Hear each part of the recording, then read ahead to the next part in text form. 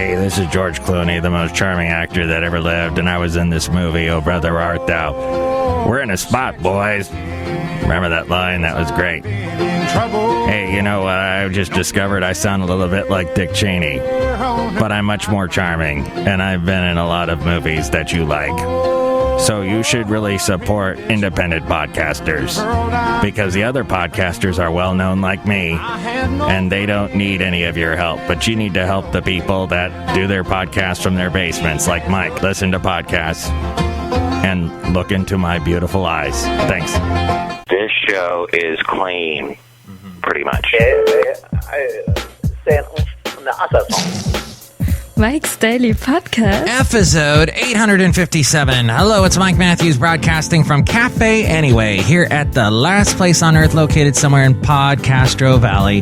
Today, it's the return of the much-loved segment, This is Interesting, where we hear some interesting news following the theme that affects us all, recycling, and why you don't need to do it anymore. Plus, we hear from Chely Shoehart, Floyd the Floorman, and John Deere. Mike's Daily Podcast. And Brian Williams is getting fired from everything. We find out why John Deere is the engineer. Mike's Daily Podcast. So this weekend has been very historic. Don't you know there was our president meeting with Fidel PodCastro?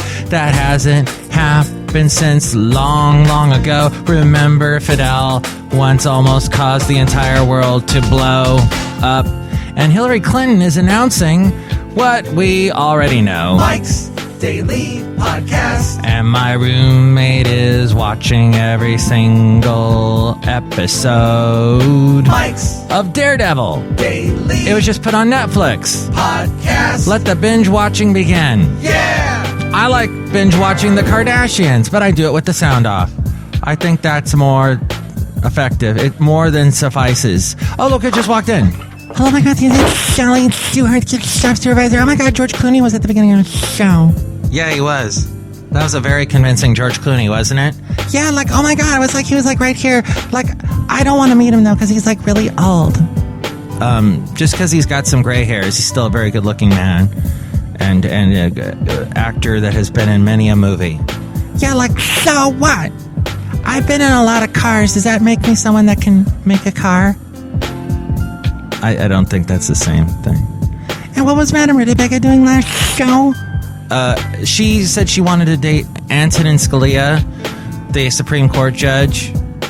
Okay, things are just getting really weird around here. Like, very unbelievable. Like, you're stretching the fabric of truth. Yeah, a great deal. Look who else just walked in. Hello, Mike, this is Floyd the Floorman! And this is John Deere, the engineer. Yes, Hillary Clinton running for the president. That means that we'll finally have a woman president here in the U.S. It means that there's going to be quite the... Well, we've been through this before, right? She ran for president before. And then Obama came along.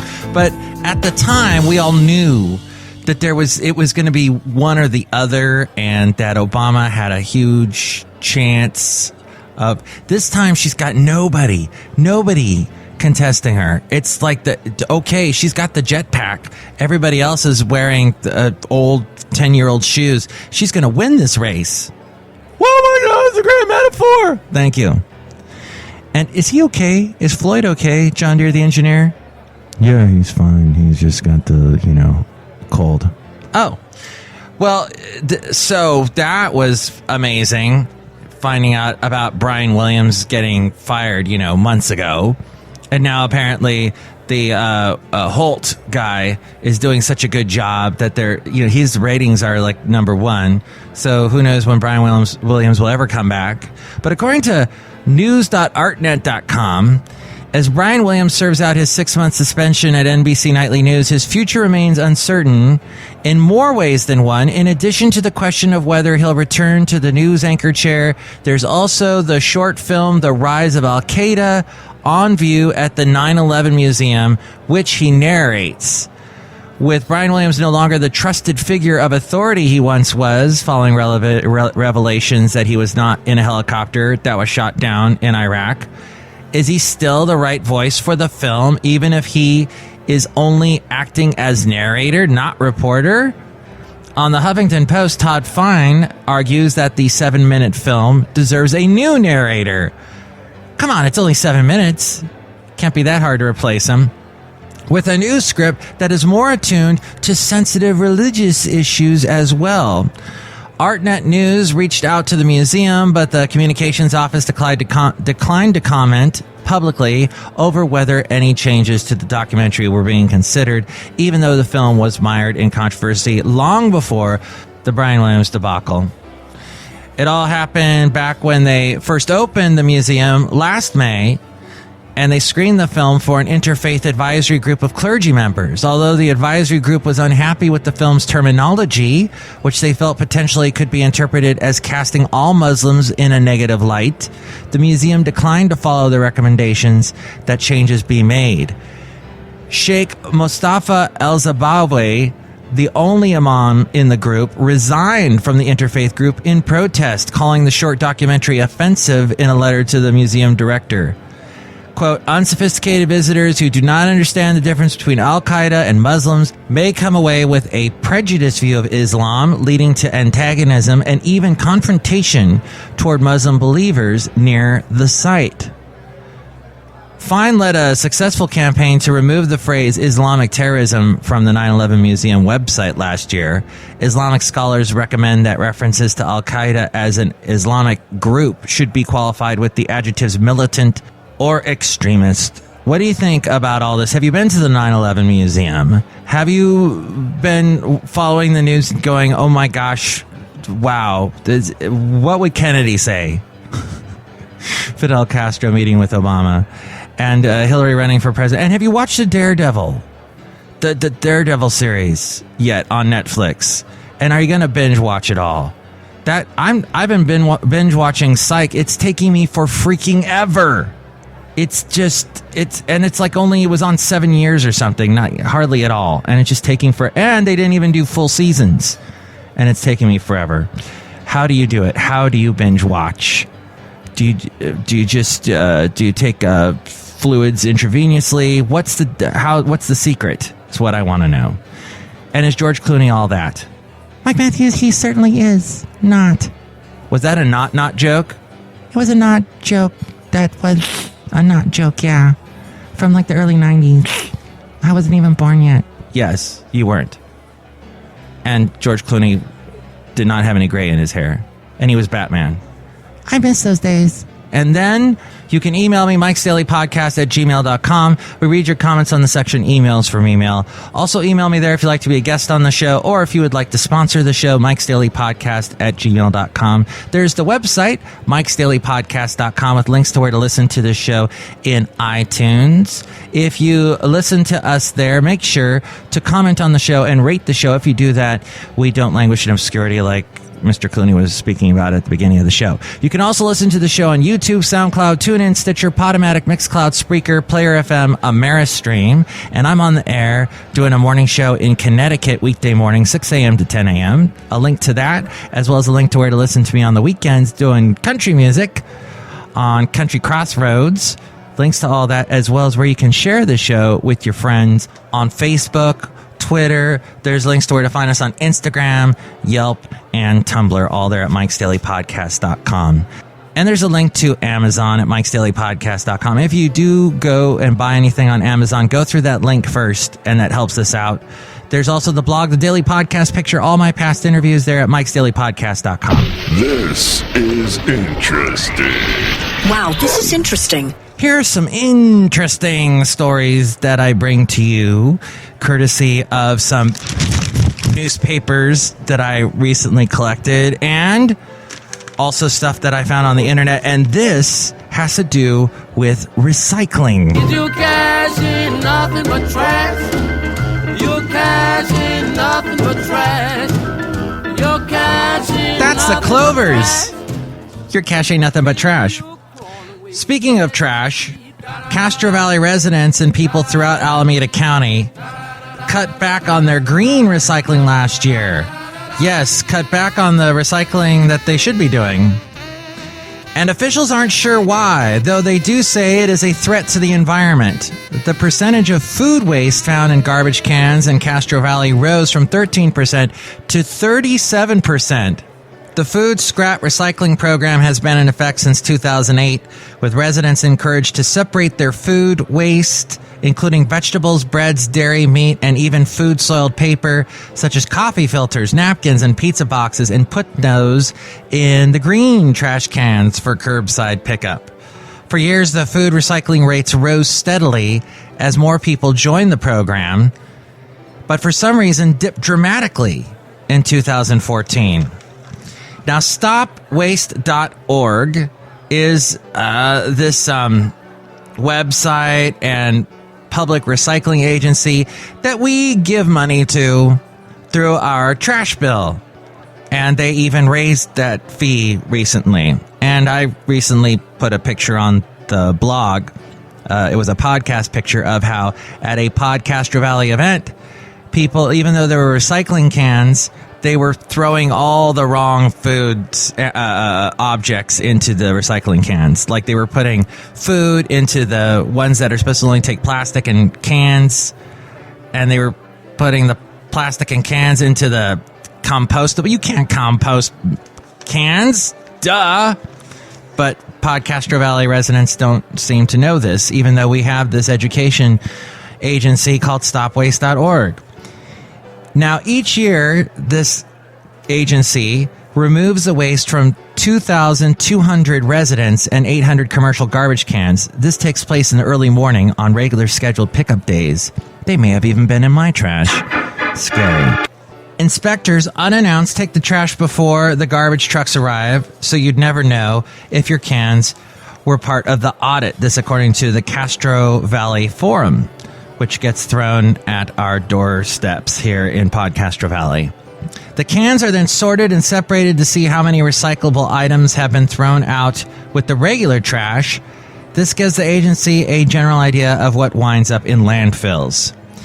This year, they found an increase in the overall weight of recyclable materials included in the trash, and most of that was organic, which could have gone into the compost.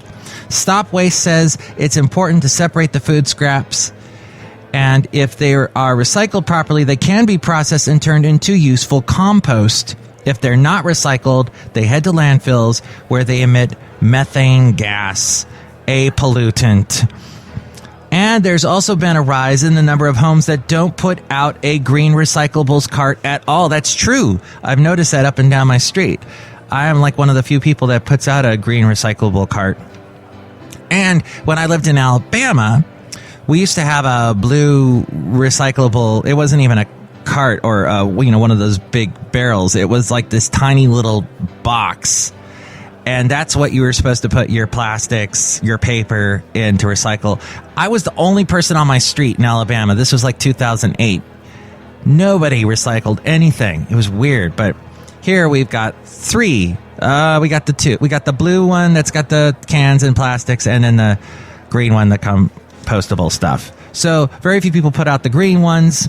In 2013, 73% of homes in Alameda County used their green cans, but by 2014, that dropped to less than 50%. The drought may be partially to blame because fewer people are putting out lawn clippings, and some people feel uncomfortable with holding on to discarded food trash for a week without having the lawn clippings to mitigate the smell around the carts. So they throw it all down the garbage disposal, which clogs up pipes. We are in the middle of delving deeper to find out what's happening, says Stop Waste.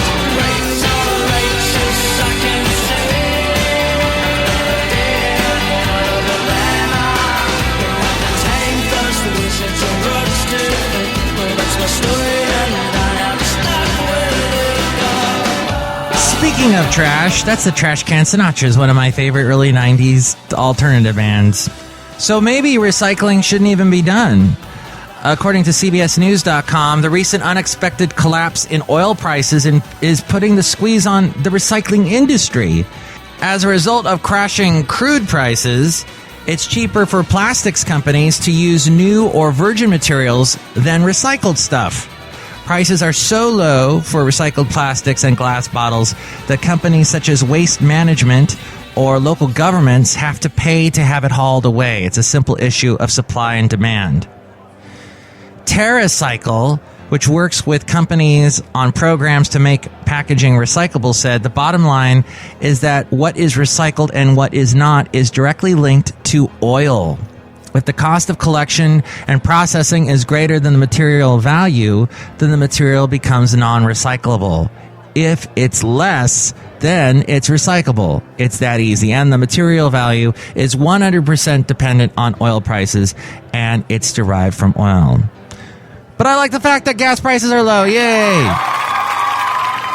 Oh, this is interesting. Finding buyers for recycled glass can be tough. Clear glass is recycled, while colored glass used in wine and beer bottles winds up in concrete aggregate. Other recyclable markets are in the dumps as well, such as scrap metals like steel, because the West Coast port strike's been going on, and the slowdown in the Chinese economy. Until oil prices rebound, recycling companies will need to play a waiting game. Recyclers, quote, store the material for a while in hopes that oil will go up again. Then, once their storage is full, they simply dispose of the material in landfills or incinerators versus increasing the amount stored. This according to TerraCycle.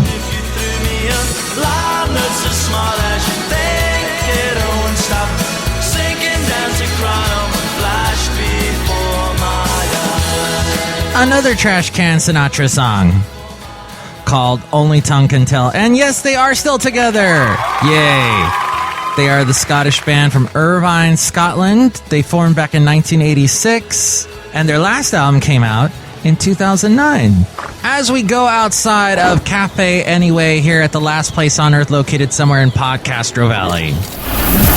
And here's today's podcast picture. The podcast picture is from a couple years ago when I was at Daytona Beach visiting my mom, which I'm going to be doing in less than a month. And the beauty of Daytona Beach, the beaches are just so warm and just so beautiful. So I took a little picture. You can see that at MIKEs-DAILY-PODCAST.com. Mike Matthews, I think George Clooney is beautiful. I've changed my mind. He's very handsome. Good. Next show, it's the return of the segment Into an Interview, where we'll be speaking with an amazing singer-songwriter, multi-instrumentalist, producer by the name of Sam Cohen. And we're going to hear from Benita, the disgruntled fiddle player, and the brewmaster. Mike's Daily Podcast is written and produced and performed by Mike Matthews. His podcast is super easy to find. Download or listen to his show and read his blog at MIKEs-DAILY-PODCAST.com. Email Mike now at MIKEs-DAILY-PODCAST@gmail.com. See you tomorrow. Bye!